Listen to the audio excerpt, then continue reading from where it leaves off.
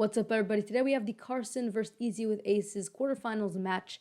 Easywithaces goes ahead and plays the London system. This is an opening that I love to play. In fact, it's one of the first openings I learned as a beginner, and it's super easy to play. The reason being is that you land in a position where you take out your bishop before you play e3, so then both of your bishops are very find very nice spots instead of leaving one of the bishops behind, which usually happens when beginners just push their pawns very quickly, so then their bishop doesn't have a chance to get out. And that means that their attacks later on will be a lot worse because they don't have enough pieces. So that's why I think that the London system is super easy to learn, and it's very nice for beginners, but in general, it's just a very good opening. We see a quick castle from Easywithaces on the queen side, which is usually what you end up doing in the London system. Now, it wasn't actually that quick, but I just ran through the moves relatively quickly. Here we see the check being blocked by the rook. Definitely not what you want to do, because obviously a bishop is worth a lot less than, or not a lot, but it is worth considerably less than a rook. And now we see some more trades happen. The bishop gets traded for the knight, and we land ourselves at a position where white has a more active position, in my opinion. The knight here is a lot better than this bishop, and also the rooks can find themselves in good positions rather than this rook, which right now doesn't have even a semi-open file. So I think that white has a better position here. And this is kind of when the game starts shifting over to the king side.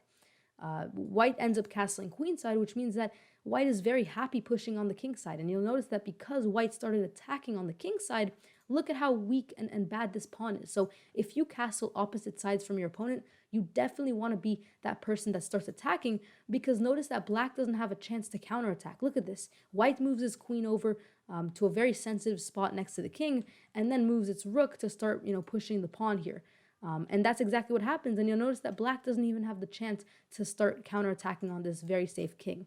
So generally speaking, you do want to try, as white actually ends up losing some material, you definitely go ahead, you definitely should try to attack your opponent, especially if you end up playing on opposite sides. We see a series of a lot of checks here.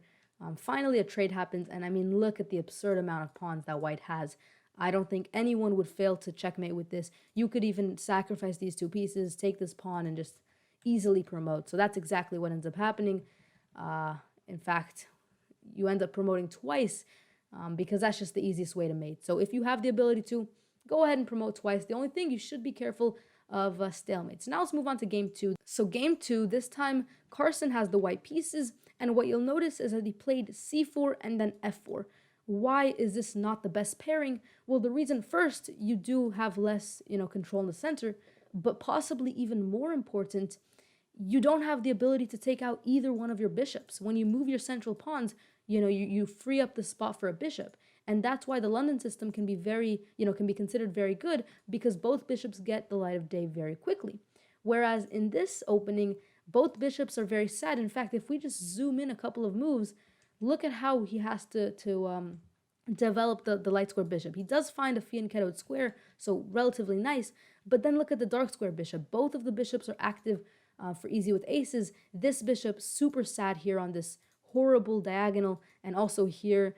And you don't necessarily want to play this, because that could be considered weakening your structure. Now, he actually ends up blundering a pawn here, or a queen, not a pawn.